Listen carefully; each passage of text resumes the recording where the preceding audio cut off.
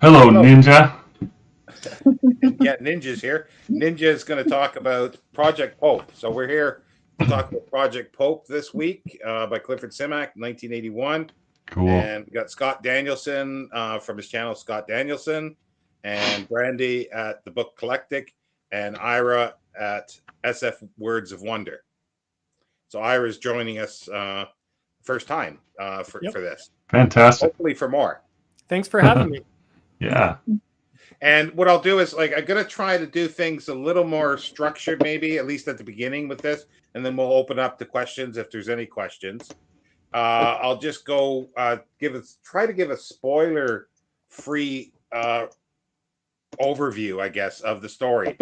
And it's set 3,000 years in the future, where humans have moved out into the galaxy to find that there are a plethora. There's tons of intelligent life out there, organic and even inorganic, and by various sizes and shapes. And they find that in some areas, humans are uh, a minority. There's hardly any humans. And 1,000 years before the story starts, some robots, and robots are an invention of the humans. No other species that they've found yet have created something like a robot. A group of them decided to go to the outer reaches of the galaxy, the furthest that they could go, and set up a Vatican, a Vatican 17. And they are there to search out knowledge, basically to search for God. And they have a Pope, Project Pope, and they're looking for answers. But they don't want sort of the rest of the galaxy to know.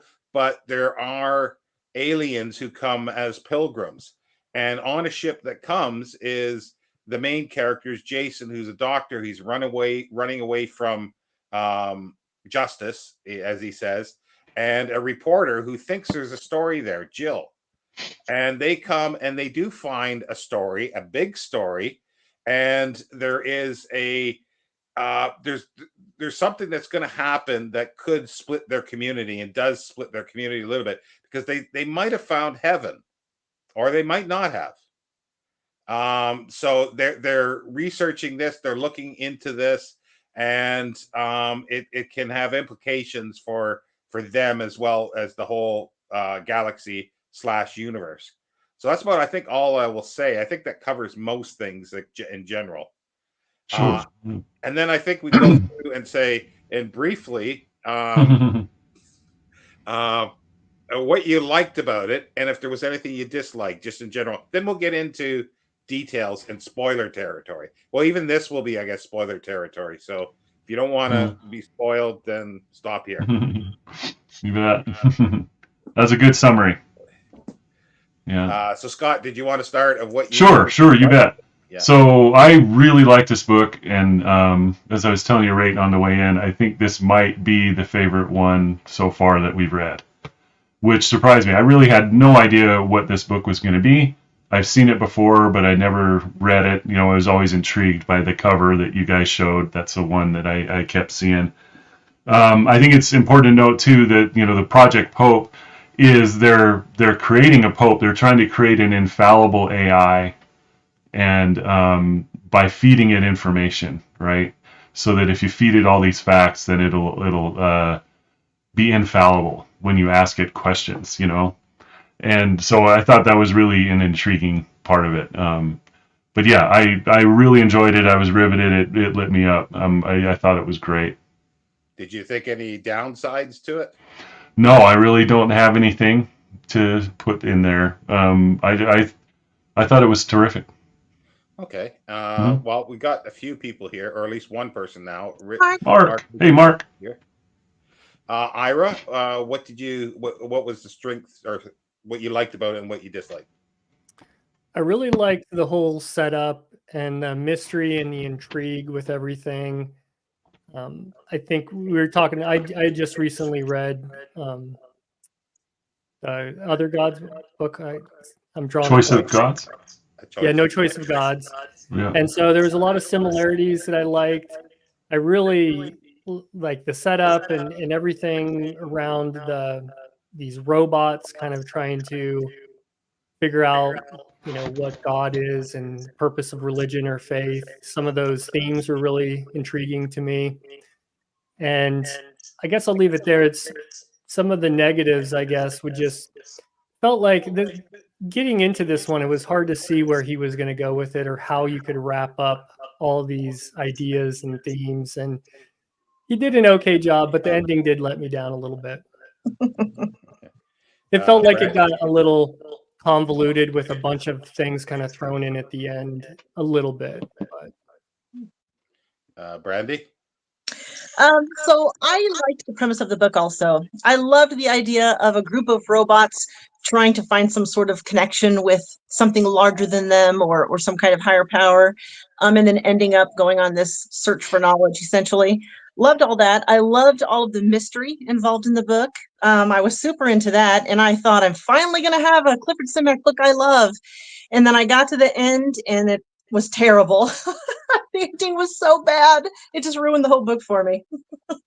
So, well, we'll get to why you think that a bit later, because that will be a part of a discussion of how the ending is. For me, it's basically the mystery. He really knows how to create tension very subtly as well. And the characters, he's very good at characters and the setting, and that's all the way through.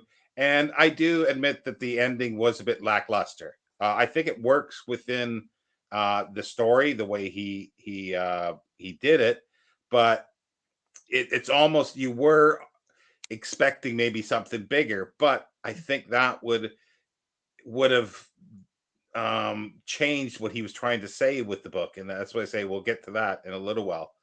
But there's so many themes in here, so many ideas that he just throws at you. About time. You can go forward, backward in time, and sideways. Well, what's sideways? Different dimensions. And moving into different universes, not just galaxies. And the one thing that goes right back to his 1930s fiction is being able to travel through space without a spaceship. And it's either like at that point it was they could do it physically, or at other times you do it with your mind. And that is a theme throughout his fiction, a lot of it. So in this time, and this time he had both. He had that because these sensitives are searching for knowledge in the universe, literally in the universe or other universes as well. And they bring back the knowledge and feed it to the Pope. And their idea is to have knowledge will equal truth / God, possibly faith. And they're searching for this. And there's discussions about this throughout and how this is going to affect them, the robots, and will they actually get an answer eventually? Because the main character we got of the Vatican is Cardinal Theodosius, I think it is, and he muses on the fact that maybe we'll get so far, we'll get answers, but then there'll be more questions. And yeah, there's just so many ideas. I agree with that. The ideas in this book, throughout the whole thing, there was so much here. So the idea of those searchers, like you're talking about, early in the book when somebody went back and became a trilobite for a little bit, and then brought that back and encapsulates that experience in a cube and puts the cube in the file where the AI can consume it. I just thought that was such a cool idea that, and they had this room of file cabinets that were as far as you could see and just collecting and collecting and collecting. And then this AI Pope has been around for 1,000 years, and still that's like just a drop in what they perceive that they're going to need in order to arrive at something. Yeah, I thought that was endlessly fascinating to me. Yeah, so good. But I love, I was a trilobite. I actually was one. That's almost, neat. it's almost like Paul Atreides going Mm, back to their lives. Like this guy yeah. back through his lives. You know what it reminded me of was Star Trek, the motion picture. You remember V'ger Oh yeah, collecting all the data for his creator, yeah. which would have been right around the same time as this, right? I think that came out in '79. Yeah. So it's Yeah, and this 1981. came out in '81. And I also like the idea how other people could access those cubes and see what was going on. It wasn't only for the Pope, but Yeah. other people could experience those. Right. It also had shades of Foundation in it. This idea of a planet on the edge of the universe or the known universe where that they're collecting knowledge, or so originally at the beginning of Foundation they're protecting the knowledge, right, so that the Empire can get reborn quicker. But it turns out it was much more than that. But it kind of had some echoes of that to me too. Mark Richardson asks, God is an equation. Yeah. But we'll get to equations in a moment. Yeah, this whole idea, Mark, I love that question, because the whole idea, it's so funny, how relevant this is right now in history, right this moment, because here we are, we've got this AI, and they're only as good as the information we gave it. Yeah. You know what I mean? So we're asking GPT questions, and sometimes it's wrong, and the reason that it's wrong is because the information that was given. So this idea that if you can feed it nothing but factual information, I mean real facts, that it will become infallible, is a fascinating thing. And then it touches on, well, what's a fact? You know what I mean? I mean, you've got a fact is, does this thing exist or not exist? There's a yes or no question there. But then, well, what it's like to be a trilobite, and you bring that back, and then you're like, well, what's it like to be a person, a human being, or an alien? Throughout history, all these things, and of course, the AI is having trouble coalescing all of that into anything coherent. Yeah, and that's awesome. I thought that was really good. He's got a backlog because it's not just human experience. That's the thing. They're getting alien experience. Yeah. And yeah, Brandy, did you want to say anything about that? Or? Not really. Okay. I'm sorry, I'm really tired. I might be a bit slow. Yeah. But yeah, but the thing is, like I say, with aliens, and the aliens in here are really interesting because they're not just aliens with a squiggle on their nose or funny ears, to be an alien. These are aliens, Yeah. even non-organic aliens. And Mark, you were asking about equations. There are aliens that are equations,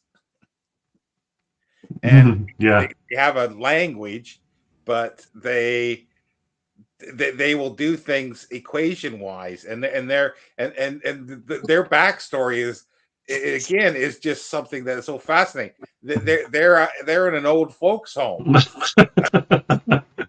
Yeah, I really love that. Yeah, they've worked their years, and now they're on this planet where they're just working out problems that they've come up with themselves.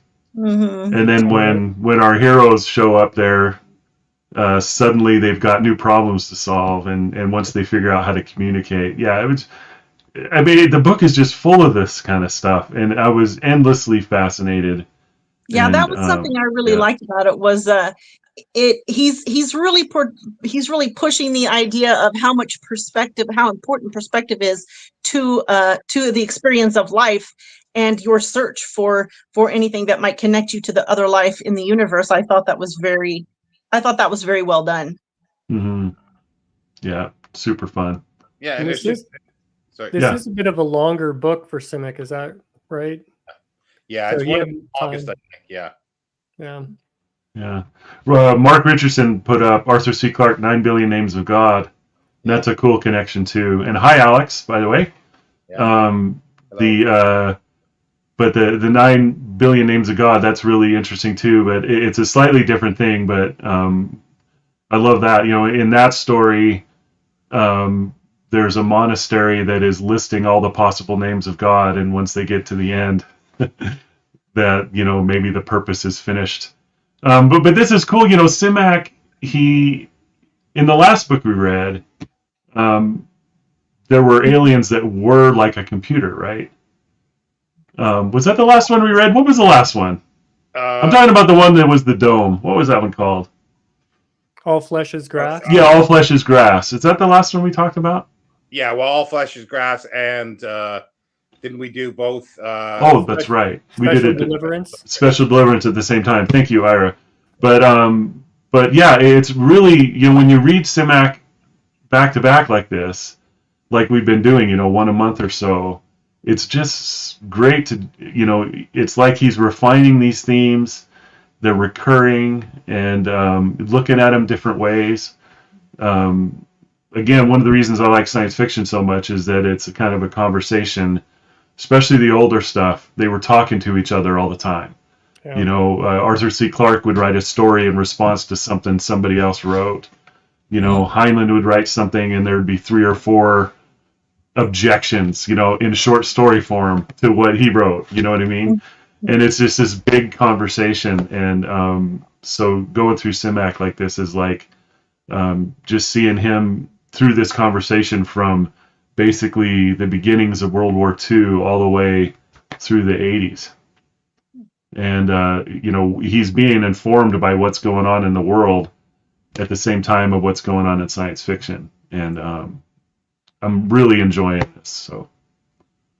Yeah, and the thing is too that when they like the robots are, they want to protect what they've got, and they don't have like the robots in Simak, especially in this book, don't have like the 3 laws of robotics of Isaac Asimov, and they will threaten. There are subtle threats there that you're not going to leave here. Well, sort of, but that was a really cool idea too. So you've said in the past how human his robots are. Yeah. And now in this one, they're having conversations about that humans created robots, and therefore they've inherited some traits from humanity, and it's making them act the way that they act. Which was something I found extremely disappointing about this book. Yeah, but I think that's a fascinating idea. Yeah, Yeah, and it makes sense. I mean, of course, something that we've created that has a consciousness is going to inherit some piece of us. But I don't know. I was very disappointed that are we doing spoilers or are we not doing spoilers? Oh yeah, we're well in. So, like at the end of the book, a robot commits murder. You know what I mean? And that just crushed me that robot killed someone and also killed a character I really enjoyed. I went through that whole book expecting the robots to be a little better, and not to be, since they didn't have an emotional base, they were all motivated by logic. A lot of the things they didn't seem very logical to me and were more emotion based and fanatical, and that just really disappointed me.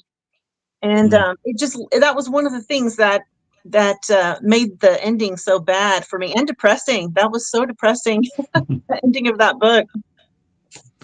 Let's definitely talk about the ending, because I didn't feel that way. So Ira, what were you thinking on the ending? What was it that disappointed you? Well, so I guess to set it up a little bit more, when Mary thought she had found heaven, it turned out that was just like, what was it called? The Center of Galactic Studies. Mm-hmm. Yeah. And it was pretty cool when our other characters finally got to go there. I got a glimpse of Simak's writing that I'd never experienced before. I don't know if he ever did any psychedelics or anything, but when he describes that world, oh yeah, it's pretty awesome. I love the way he described it, and everything that was going on there. And then we get introduced to all these different alien creatures, like Haystack, which is kind of like a stack of hay with 10 eyeballs and and a blob of goo and plop plop. Yeah. And I was thinking like at some point maybe they were gonna fit into the ending a little bit more, and on reflection, the ending I think is kind of like it. You get more questions than answers a lot of time. The more you dig into trying to figure something out. I consider this book more like the journey was a lot of fun, and the ending maybe let me down a little bit, and maybe I missed some things too. So kind of want to hear some of your other takes on this. But I felt like he just kind of threw a lot of things in and didn't quite know how to end the book, and it just kind of fizzled out. I'm agreeing. Yeah, with go you, ahead, Ira. Brandy. Go ahead, Brandy. I'm agreeing with what Ira's saying. It's almost like he didn't know what to do with that. It's like he set up all of these big questions and big ideas, and then he didn't go anywhere. He didn't really go anywhere with it, Mm-hmm.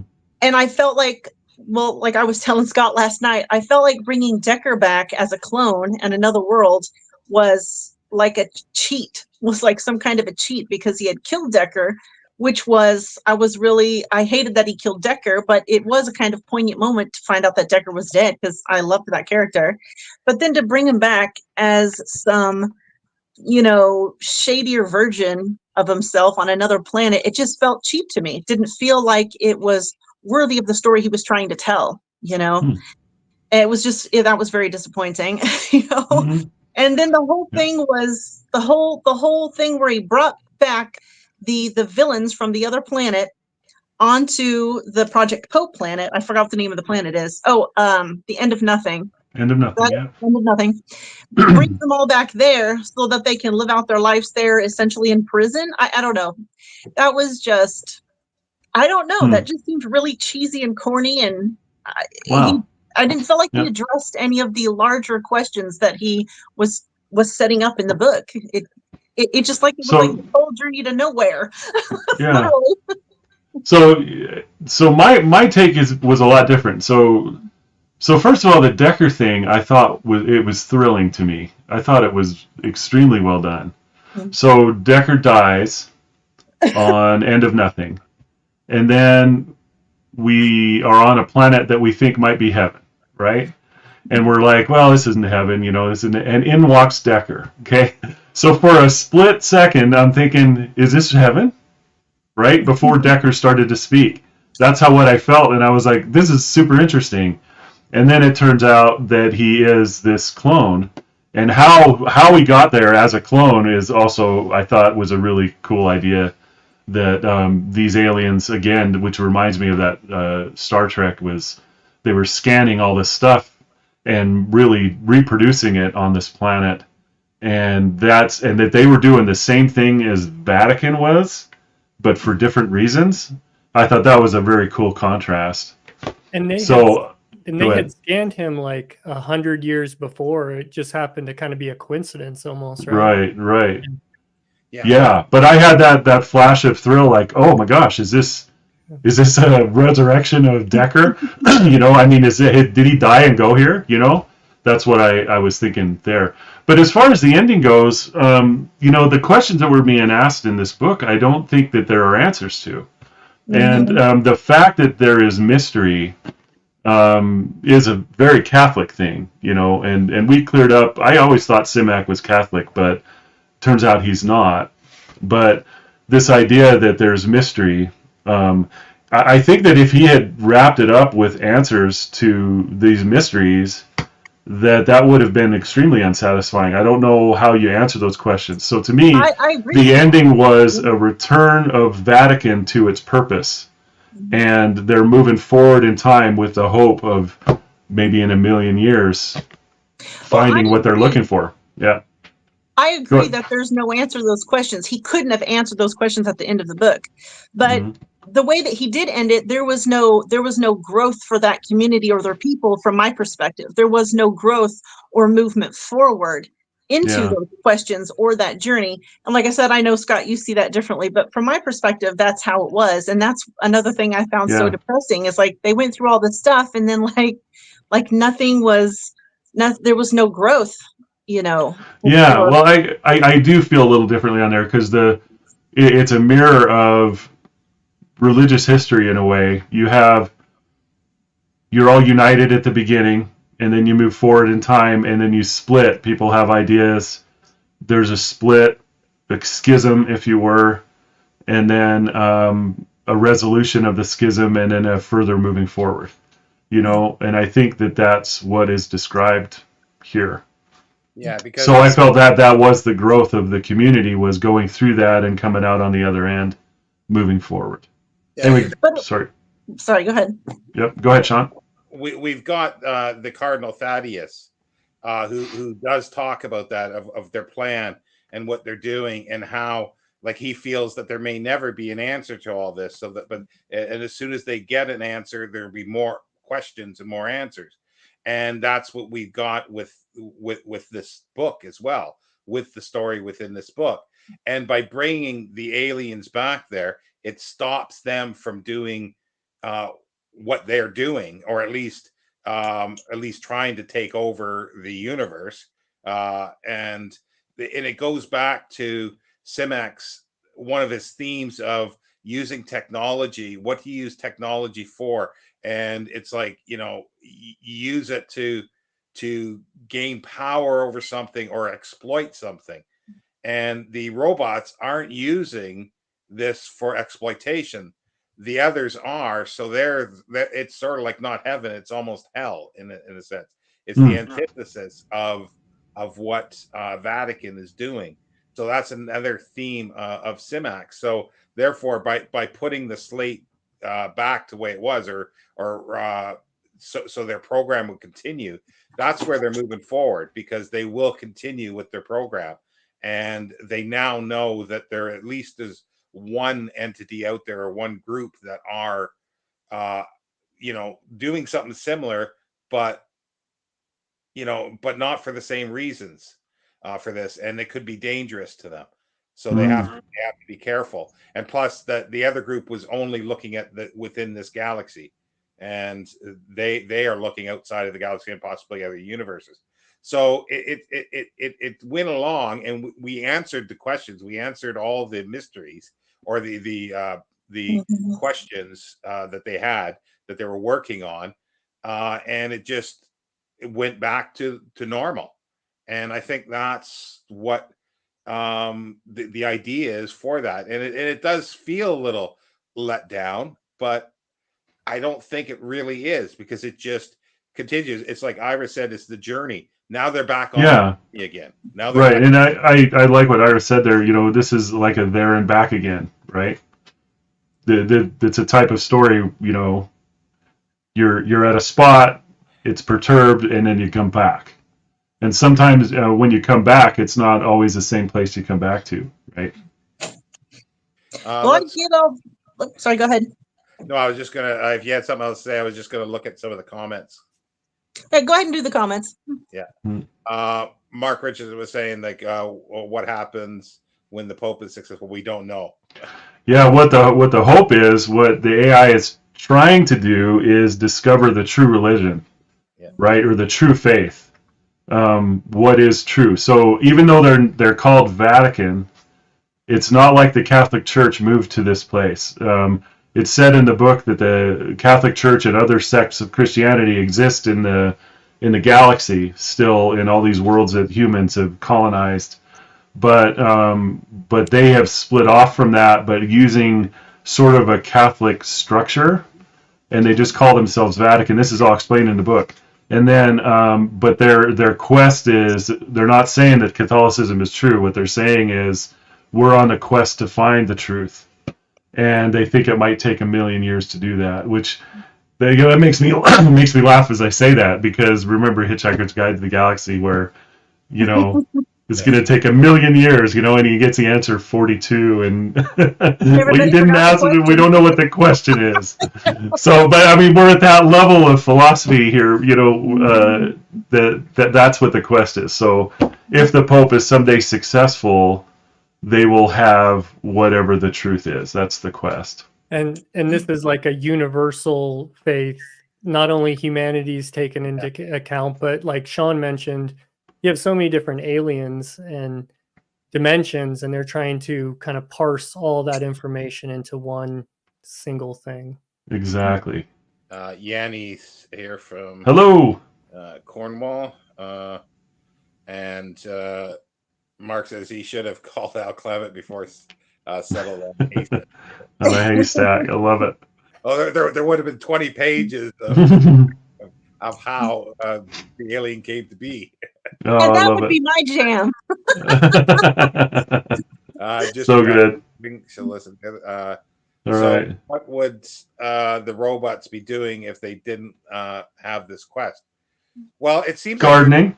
like they're in the gardener. See, that's Right. there is a gardener, and he grows some wonderful roses, but he's the thorn in the garden as well. Mhm. Yeah. Oh, that's well put.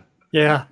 Yeah, so these robots have split off. It's not like every robot in existence came to this planet. It's a group of robots split off and went to this planet to do this thing, but robots exist in Simak's universe doing all kinds of things that robots do. And the other thing is too that like to go back to a no choice of God, a choice of gods. There's two different kinds of robots, and or three different. There's ones that are still helping the humans that are still left there or wanting to. There are a group of robots that are creating an AI computer to speak to the principle, which is in an alien intelligence, which could be a computer intelligence. And then there's another sect of robots that have set up in a monastery to search for God. And they figure that they can do it through looking at all the religions on Earth. So, and they even refer to the principle in this book, but they don't say anything else. Like it's almost as if he's referring back to this. He's subtly, referring back to say, remember what I talked about in here, and I'm now expanding on it because now you got the robots doing both of these things together, in a sense, because there are clearly non-organic intelligence out there, like I guess the Duster or the Whisperer, they're like a native of the planet, is like this fairy dust, but he's intelligent. A runt, but intelligent. That was a I've got a question. super cool idea. Go ahead, Brandy. When you guys were reading about Duster, like at any minute, I kept feeling like he was going to turn out to be evil somehow. I mean, he never was, but I kept getting that feeling. Am I the only one who got that feeling throughout the whole book? Yeah, he was an enigma for sure. Yeah. Well, I guess He was mysterious. Yep. when you find out that he was left behind because he was sort of runt, and when you sort of know that, you go, well, okay, yeah, it's almost as if he's a child. Mhm.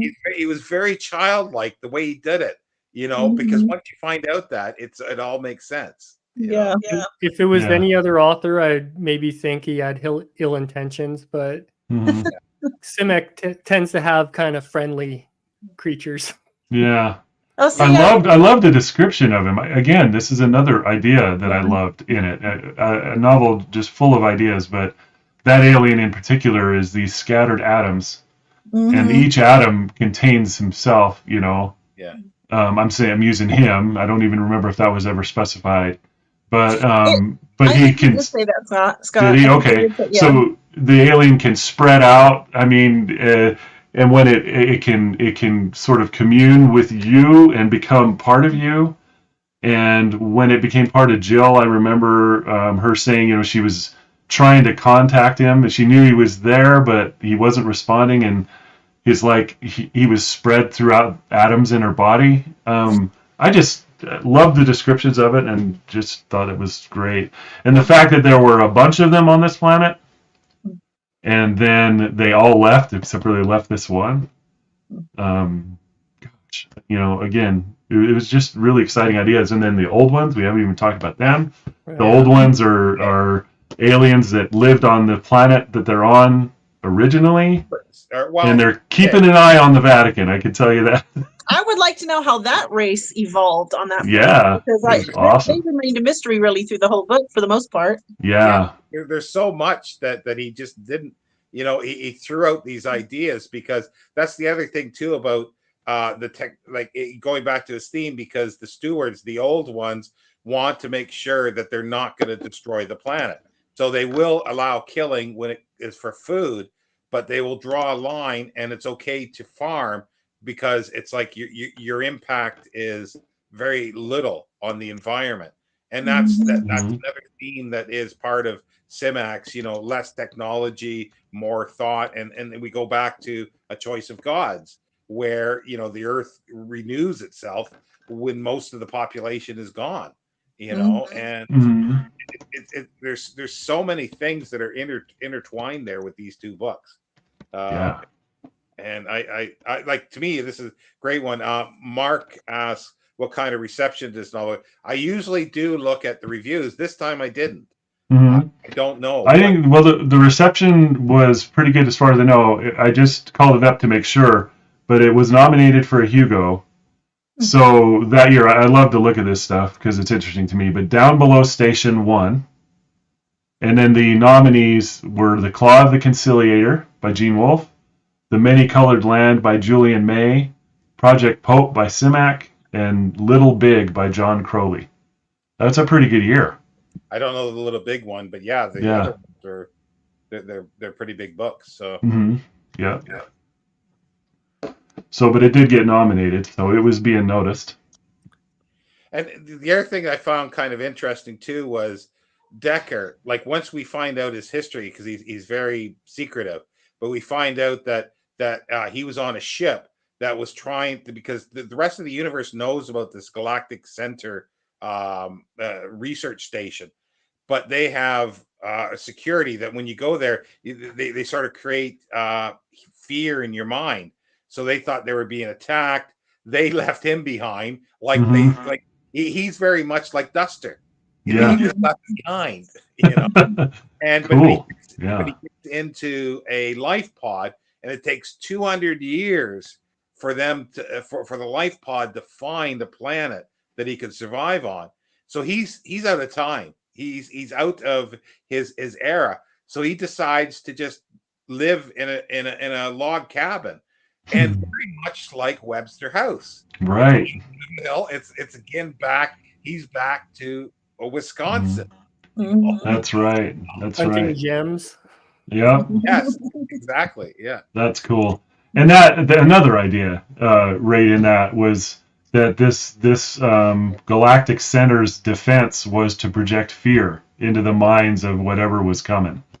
That is cool. That's a cool idea. Yeah, because they resurrect people, like, or not, well, they clone them in order to study them. And then we end too with knowing that Jason and Jill are being cloned on that other planet too.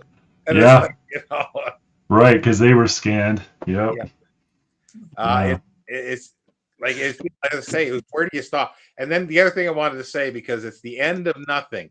Brandy and I had quite a discussion for this, because I think it's great. It doesn't make sense logically, but the words end and nothing have meanings for this. You had a different name to call it, but it destroys that meaning. Yeah. Mhm. I still contend that is the wrong name. The end of nothing is the wrong name for that place. It was But kind of foreshadowing. It does Sorry. make sense within the context. So I'm sorry, I didn't mean to cut you off. No, go ahead. I was just saying it does, however, make sense in the context of the robots looking for something, but Yeah, I was just going to say it almost foreshadowed kind of the conclusion of the book. But also too, like, That's nice. you brought up, Brandy, because I didn't want to say it in the thing, that it's like, it's the end of everything, basically. It's the end of the galaxy. It's out on the outer edges, and there's nothing there. There's nothing there. So that's the thing. But there's also this, that the robots are going there to end the idea of nothing by creating something. It's yeah. the beginning of something. It's actually the beginning of something, but it's the end. When they go there, it's the end of nothing. And also too, it's the same way for Jason. He's running there because he is accused of killing somebody on, guess what name of that planet is? Gut shot. But yeah, he is he's at the end of he is at the end of everything. He's got nothing left, so that works for him. And Jill, makes it sound like she's a journalist, and it's almost her. And I may be reading too much into this, but it all fits, I think. Like, she's at the end of everything, and she wants to do this, and she gets the archive open to her to write a history of the Vatican, and there's humans there too, and that's the other thing, is there's a community of humans that are brought there, but they're not they're brought there because they have this sense, they're sensitive to go out with their minds to search, and they're even going to clone. They're going to clone Mary because she's the best at doing this. But there's so many of them that are doing it, and I like the little scene that he got. It's basically it's around the water cooler, but it's actually they're having coffee, and they're all talking about Mary. They have a little gossip session, but it's around coffee rather than the water cooler. Yeah. And their thing is too, that I thought was kind of cool, because they mentioned the robots will actually go to these places to verify and check things out. And they have ships that run from their minds. Just, it just every page drops so many ideas that you could run with a whole novel or series of novels, Right. So I did the huddle watch. Yeah. There's 7 times in this book he says huddled. I can, after hearing you guys pick that out, now I can't like not see it. Yeah, I think it's pretty cool. I do like his use of that. I'm sure there's other words that he picks up too that we haven't got on. Oh, I'm sure. But there's something about the word huddle that's part of his philosophy. You know what I mean? It's a part of his worldview. It means a lot to him, I think. Yeah. Because while it's huddling place, like right from city. Yeah, and in city, that's what humans were doing, right? We were huddling in communities. Yeah. Huddle watch is when ever since we read City, we find out how many times he uses the word huddle in his stories, and it's in every single one of them that we've hit so far. There hasn't been one where it doesn't exist, I don't think. Yeah, it's everything. There's short stories that it doesn't have it in, but even in his, I think, westerns, I think I've noticed it as well, or a few of them when I started looking for it. Yeah. But yeah, no, it's like I'm disappointed that you didn't like it, Brandy, but I can understand why, because there's certain things in science fiction you like. Yeah. Well, I think you liked a lot of it, right? Yeah. Is it the end? The end you said it ruined it, but you loved the ideas, all the stuff that we're talking about, these aliens and all that stuff, because you were saying you loved it for so long, and then the end was just like, dang it. Yeah. I was holding my breath for her to get to the end. I had a feeling that it's funny because I read it, when I read the ending, it didn't even occur to me whether to like it or not like it. I didn't feel dissatisfied. I just felt, okay, so now they're going to move forward in time. I felt like it was appropriate. I thought I was going to love it. Like, I just assumed, I was like halfway, a little over halfway through the book, and I was still loving it. And so it didn't even occur to me that I wasn't going to love it. And I was all excited. Oh my God, Clifford Simak book I like. And then I got to that ending and I was like, oh God, there it is. You were waiting. Well, I'd be curious, can you imagine how to end this thing that would have been a satisfying thing? For me, I would have been satisfied with the ending if the community and the robots had grown in some way. I felt like there was like this systemic issue in their community where they were divided, and that was never addressed. It was never even addressed like in any way at the end of that book. And I just keep in my head, I'm imagining, well, down the road, that's going to come up again. That kind of like sort of more fanatical or radical divide does not go away, as we all know here in the United States. That stuff is just going to get worse and come to a head. But I agree with that 100%, but I think it's part of what he was saying. I know. Even though that's so disappointing. Okay. Depressing. All right. Realistic. Yeah, it's just these robots have human in them, right? So Yeah, that's the way I that we wanted them work. to be better. I was Yeah. rooting for these robots in this little community, and I didn't Hmm. get it. That's Well, right. I love it. Even Vulcans have a violent side. Yeah. I love it that the cardinal, when he goes to meet the old one out on the steps, Oh yeah. waiting for Jill and Jason to come back, and he says, "Oh, I got to go get a stool." He sits down. That's how Yeah. the robots. I love his robots, and a lot of people don't because they are sentimental at times. There's a lot of pathos, but they're human, but they don't have things like they say they don't see beauty. But then again, the bad robot guy who's the gardener, who's the one that John. starts all the stuff. Sorry, John the John. gardener. John. Yes, Yeah. John. And he grows these beautiful roses. Mm. Why? Yeah, Yeah. it's like I think at one point, I think it was in here where they were talking about how the robots don't have to do that, but since they're kind of the children of men, Yeah. they Yeah. aspire, they see what humans do, and they say, we don't have to do this, but we're their children. We should be aspiring to the same kinds of things. Yeah. Richardson has another great question. Yeah. I think Yes, they're too human. yeah, but they're better than human. They're the way humans in many ways should be, and that's what I think Simak does. He thinks that humanity should have a certain traits, and he puts those into a lot of his robots, like Jenkins. That the Jenkins is a better human in many ways than humans are, and that's what he's trying to say, that humans could be better. Yeah, but they're Yeah. still committing murder. They're still committing murder. As I You know said, what I mean? as I said, some. Yeah. Yeah, So that I I love. was disappointed in that. I was disappointed with that. Yeah. So we can talk about the ways that they aren't human, because remember there was the cardinal was talking about beauty and how one of the humans was looking at the mountains and saying, "Isn't that amazing?" And the robot was saying, "Well, I can't appreciate beauty like you appreciate it, but I like the beauty of an equation, or the beauty of a philosophical thought." So they were logic, yeah. right, and they can feel that, but they're not gonna look at a mountain or a flower and say that's beautiful.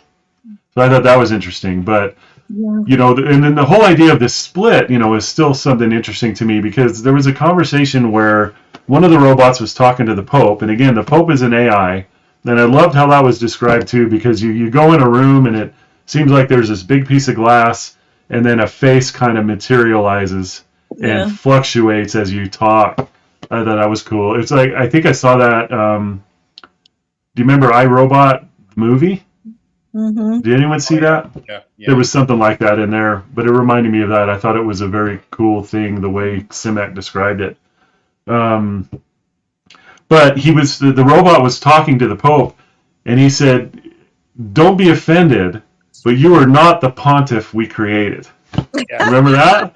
Yes. So it was like this idea. It was like, okay, we're going to create this AI, and then we're going to feed it information for 1,000 years to this point, and then this robot is disappointed that he changed, and that caused the schism. Right? It was the people that believed that shouldn't happen, and the people who believed that it did, and at the most fundamental level. And it's like the people that were accepting what was happening against the people who wanted to hold it the way it was and stop all input, right? And contemplate on themselves as if they were in a monastery. You know what I mean? So, but again, this is the way these things are worked out, I guess, if you look throughout history with humanity. But it's an interesting idea, like Brandy's saying, I don't want to put words in your mouth, but it's like the idea that, well, they should all be lockstep and come to the same conclusions all the time and move forward. That's just not what happened there. Well, I didn't think that they should all come to the same conclusions or anything. Okay, so there is going to be a split. There should be some kind of, but there should have been some kind of growth or. Yeah, you split, you talk about it, you come to a conclusion, and you move on, without violence, preferably. Yeah. right? Well, But that's the way of things. Yeah. yeah, John's going to be demoted to a friar or something like that. He's going to be demoted. Yeah. Yeah. He's not going to be defrocked, but he's going to Right. be demoted. Richardson has another great comment right here. Thanks, Mark, for all this. Humans love beauty, and But we do, yeah. So we love them both. Yeah. yeah, I guess it's the thing is it's the different types of beauty, I suppose. Yeah, and they can't sort of do the visual thing with the flowers or the Yeah. it's the mountain. It'd be interesting for an author to come up with something that a robot would consider beautiful that humans do not. Yeah. You know, and like a go ahead. going back to what you were saying, Scott, about how the robots are different. At one point, Jason was speculating that the robots don't have a capacity for love, and that was what was driving them to find these answers in faith. Mm. That was kind of a Yeah, that's nice. take there. Yeah, I love that. The other thing is too, they're looking for knowledge which will give them truth, which will equal faith, or will they find faith which will give them truth? Yeah. And God. So it's like, which one are they going to find? Are they going to find any of those? That's Or are they even related, right? exactly. Yeah. Yeah. Yeah, I'm enamored with this idea. Brandy and I were talking last night too about, all these things that the searchers are projecting themselves into. We're talking about emotions and things, so you can imagine emotions that humans have no conception of and no word for. It's like, well, what's it like to be a trilobite? Does a trilobite have any emotions? And if so, what would they be? And then the fact that the Pope is having trouble parsing all of this stuff into anything coherent at all is just great. Yeah. Being a trilobite, just being stuck in the mud. Yeah. Yeah. But how do you feel about the mud, Ira? That would be the question. Is it nice? Yeah. Equation and truth and beauty. Yeah. Yeah, Well, exactly. He did show the equation people as being quite beautiful. Again, maybe psychedelic Yeah. in some way. Yeah, that was a pretty cool concept. Yeah, I loved the little, in my head they look like gelatinous cubes. Yeah, since right. They were soft, everything, And I loved that that's how they communicated, was through mathematical equations that just showed up on the outside of their bodies. Yeah. Oh, that was awesome. And how excited our little puff of dust was when he figured out how to talk to them. Yeah. That was fun. It was really cool. It was like a little child finding something, Yeah, and they projected him out into the universe, and he was sunning himself on a red dwarf, and it was so cool. It's just joy. Yeah. So good. That's the other thing that Simak does, and he attempts to describe aliens that aren't human a lot of times, and tries to do alien thought. Other writers have tried to do this, to try to think of how an alien would think. Yeah, Hal Clement being one of them. Yep. Yeah, Hal. Yeah, and that's not easy, and it's like people always criticize what somebody does, but it's like it depends on how it's done, and like I think Simak does it in a very interesting way, because he steps back and like he'll describe aliens in a weird way, like in one of them, it's actually in two places, in Choice of Gods and in Goblin Reservation, there are aliens that are can of worms. Like he describes them as a can of worms. And how else you right away you've got a perfect picture of what that is. Yeah. But not a very scientific way to describe something. Mm-hmm. But it That's works. Right. It does. I think he gives you just enough information to where you can kind of fill in some of the gaps. He doesn't completely explain it all, what's going through their head, because something truly alien we wouldn't even probably be able to comprehend. Mm-hmm. Yeah, well, that's what he talks about, the non-organic, intelligences. How do you identify it? How do you know it's there? Yeah. And that's a big thing with their project is like they've got to bring that into to things. Any similarities to Canticle for Leibowitz?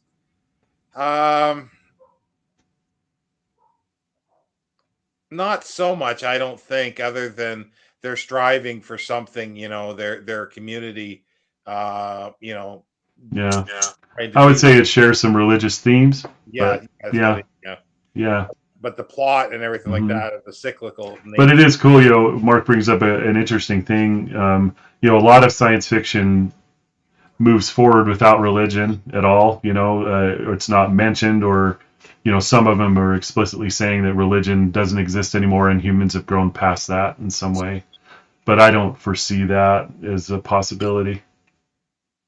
And also Simak was saying like the other aliens have religions as well, or beliefs Yeah. of some sort. Those are interesting novels. Have you ever read Calculating God by Robert J. Sawyer?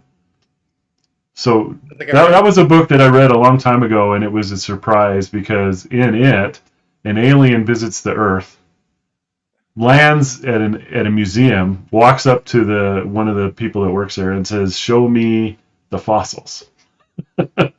So he goes in there.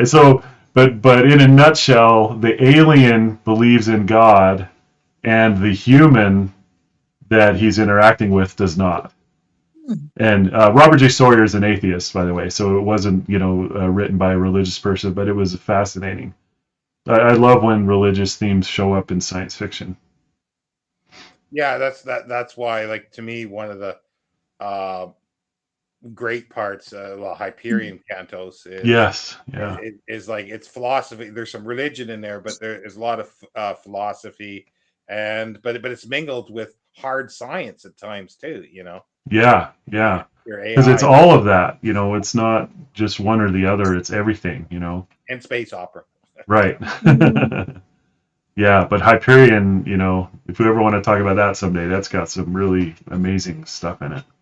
That's a good point, Mark. Yeah, that's the thing. I think a lot of science fiction is drawn from a lot of the Indian religions and the stories there. A lot of times, there seems to be echoes of stuff that I see occasionally through science fiction. I'm not so much sure Simak, but I think some of the ideas probably are just universal. That's the thing. Mm, yeah. Yep. I So don't. good. Yeah, is there anything else that anybody else had to say about Project Hope? I guess I'll say so. I've done a few of these kind of discussions, and sometimes I don't think I like something as much. And then hearing the other takes and getting some other insight, I think I like the ending a little bit better now. That happens to me all the time. It's like, because I've been doing podcasts for a long time and stuff, and it's like now when I finish a book, I really want to talk to somebody about it, and I need to find somebody to talk to. Have you read this? Because it doesn't feel finished. Because I've had this experience so many times where somebody has said something that opened something up, and I love that. Yeah, I like it too, but I'm rarely ever like my mind is rarely ever changed about my feeling about a book is rarely ever changed. But when I'm talking to other people who have completely different perspectives on it, it does open my eyes to the things that I myself never even would have seen if they hadn't been telling me what they thought of the book. And I love that. I absolutely love that. Yeah, me too. So thanks, Mark. What's next up for us, Sean? It is, well, this is one copy. Well, I mean, there's so many. Out of Their Minds. Out Yes. of Their Minds, and it's I looked 1970. Oh, look at that. That's the one that I have. Nice. That is the best cover. Look at that thing. Yeah, I love Gorgeous. Yes. One of the DAWs. Uh-huh.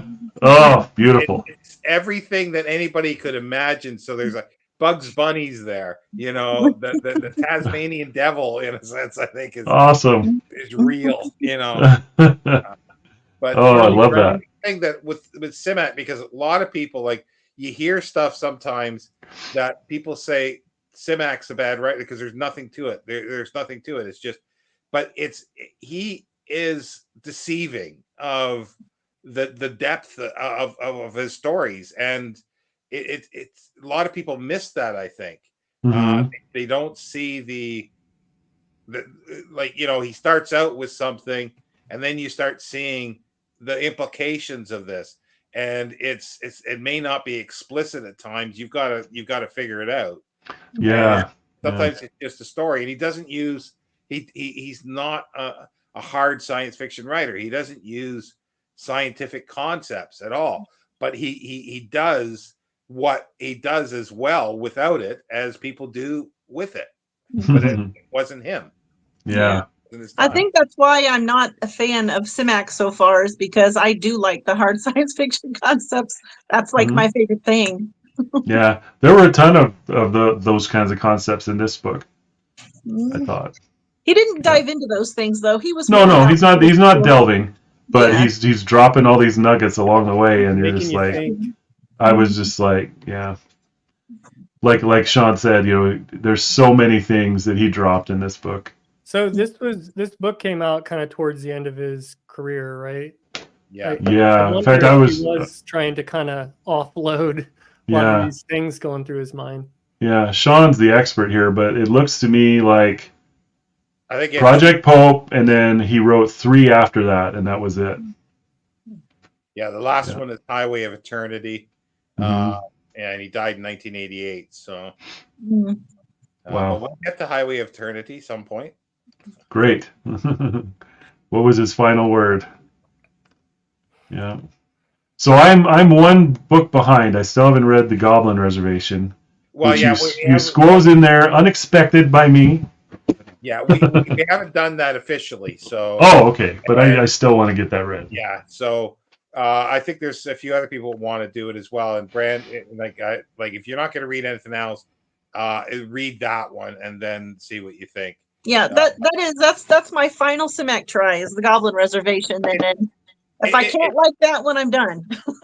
It's a fun book, but again, it's deceiving. There's a lot of ideas in it as well, but it's just a fun book. The characters are just fabulous. But are you going to join us for this one, Ira? Sure. Yeah. Wonderful. Great. That's great. I love that cover. Yeah. So good. It's under 200 pages, so it's I think it's under 200 pages. Goblin Reservation is short too, isn't it? Yeah, it's like 150 or 170. Yeah, so maybe I can get them both done. Yeah. Even though I'm not expecting that we're talking about it, but I just want to catch that one up. Yeah, well, I was thinking maybe we could do that in January. Sure. Okay. Yeah. If we're going to do it in January, I'll wait till then. Yeah, because I want it to be fresh. Do every book, so yeah. we'll do a book a month, and okay. I don't think we'll be done next year either. So, but anyway, we can just continue on. That's great. Yeah, I'm really enjoying this. I appreciate you doing this and letting me join. So it's fun. Well, it's different from what I was going to do. Do a chronological reading of everything he wrote, even as much journalism that I can get in a chronological order. And I just never got I just don't have the material. So I thought, well, I want to start rereading stuff. So at least this way too, it's getting in my mind again after 30 years, some of this reading and seeing the themes repeat, and reworking the themes, you know, from the short stories. Because reading all the 1930s stories, there's so much stuff that it's just, he had the kernel of a lot of ideas that he just kept reworking literally until his last novel. Wow. That's cool. Wonderful. Well, thank you very much. Thanks, everybody, or for the few that were here. I know it's not a huge amount that watch this, but it will be on a playlist. So very good. Eventually it'll be a discussion of I don't throughout all eternity. Put it in a cube and send it to the Pope. Yeah. Thanks, everybody. Thanks for having me, guys. And thank you. Really nice to meet you, Ira. Yeah, same here, Ira. Yeah, we'll be here next month. No specific dates. It's like whenever everybody can do it. So okay, cool. No, Brandy. Bye. Goodbye, all. Mhm.